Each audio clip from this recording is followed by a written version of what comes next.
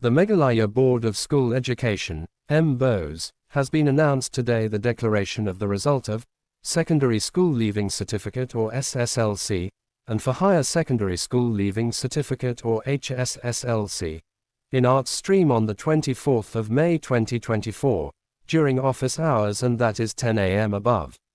There is no display of results in mbose office either Tura or Shillong.